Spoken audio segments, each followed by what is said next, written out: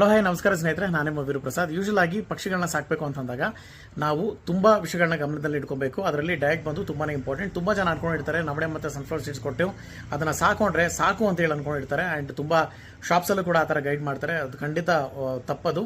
So ಈ ವಿಡಿಯೋದಲ್ಲಿ ನಾನು ಖಂಡಿತವಾಗಿ ನಿಮಗೆ ಪೂರ್ತಿ ಗೈಡ್ ಮಾಡ್ತೀನಿ. ನೀಟಾಗಿ ವಿಡಿಯೋನ ಎಂಡ್ವರೆಗೂ ನೋಡಿ. ಮೊದಲನೇದಾಗಿ ಸೀಡ್ ಮಿಕ್ಸ್ ಅನ್ನೋದು ತುಂಬಾನೇ ಮುಖ್ಯ. ಈ ಸೀಡ್ಸ್ ಮಿಕ್ಸ್ ಅಲ್ಲಿ almost 15 to 16 varieties of seeds ಇರುತ್ತೆ.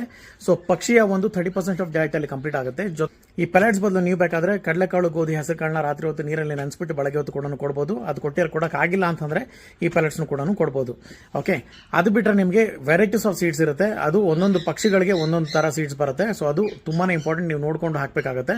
ಜೊತೆನಲ್ಲಿ ಟಾನಿಕ್ ಬ್ಲಾಕ್ ಅಂತ ಬರುತ್ತೆ. ಈ ಟಾನಿಕ್ ಬ್ಲಾಕ್ ವಿಶೇಷತೆ ಏನಪ್ಪಾ ಅಂತಂದ್ರೆ ಇದರಲ್ಲಿ ಕ್ಯಾಲ್ಸಿಯಂ ಜೊತೆಗೆ ಪಕ್ಷಿಗೆ ಬೇಕಾದಂತ ಕಂಪ್ಲೀಟ್ ನ್ಯೂಟ್ರಿಷನ್ ಕಂಪ್ಲೀಟ್ ಆಗಿ ಸಿಗುತ್ತೆ ಇದರಲ್ಲಿ. ಅದ್ರ ಜೊತೆನಲ್ಲಿ ಆಲ್ಫಾವೇಟ್ ಅಂತ ಒಂದು ಸಪ್ಲಿಮೆಂಟ್ ಬರುತ್ತೆ. ಈ ಸಪ್ಲಿಮೆಂಟ್ ಕೊಡೋದ್ರಿಂದ ಏನಾಗುತ್ತೆ, ಪಕ್ಷಿಗಳ ಓವರ್ ಆಲ್ ಗ್ರೋತ್ ಅಂಡ್ ಡೆವಲಪ್ಮೆಂಟ್ಗೆ ಹೆಲ್ಪ್ ಮಾಡುತ್ತೆ. ಜೊತೆನಲ್ಲಿ ಅದಕ್ಕೆ ಯಾವುದೇ ರೀತಿಯಾದ ಕಾಯಿಲೆ ಬಾಧಿರೋ ತರ ನೋಡ್ಕೊಳ್ಳುತ್ತೆ. ಸೊ ಇಷ್ಟು ವೆರೈಟೀಸ್ನ ನೀವು ಯೂಸ್ ಮಾಡಲೇಬೇಕು. ಯೂಸ್ ಮಾಡಿದಾಗ ಅಷ್ಟೇನೆ ನೀವು ಪಕ್ಷಿಗಳಿಗೆ ಒಂದು ಕಂಪ್ಲೀಟ್ ನ್ಯೂಟ್ರಿಷನ್ ಕೊಡೋದಕ್ಕೆ ಸಾಧ್ಯ. ಓಕೆ, ಪಕ್ಷಿಗಳು ತುಂಬಾ ಆರೋಗ್ಯವಾಗಿ ಇರೋದಕ್ಕೆ ಸಾಧ್ಯ. ನಿಮ್ಮ ಮನೆಯಲ್ಲಿ ಏನಾದರೂ ನೀವು ಪಕ್ಷಿಗಳನ್ನ ಸಾಕ್ತಿದ್ದೀರಾ, ಇಲ್ಲ ಅಂತಂದ್ರೆ ನಿಮ್ಗೆ ಗೊತ್ತಿರೋ ಪಕ್ಷಿಗಳನ್ನ ಸಾಕ್ತಿದ್ದೀರಾ ಅಂತಂದ್ರೆ ಈ ರೀಲ್ನ ಅವ್ರಿಗೆ ಫಾರ್ವರ್ಡ್ ಮಾಡಿ. ಅವ್ರಿಗೆ ತುಂಬಾನೇ ಹೆಲ್ಪ್ ಆಗುತ್ತೆ. ಧನ್ಯವಾದಗಳು. ಶುಭ ದಿನ. Thank you.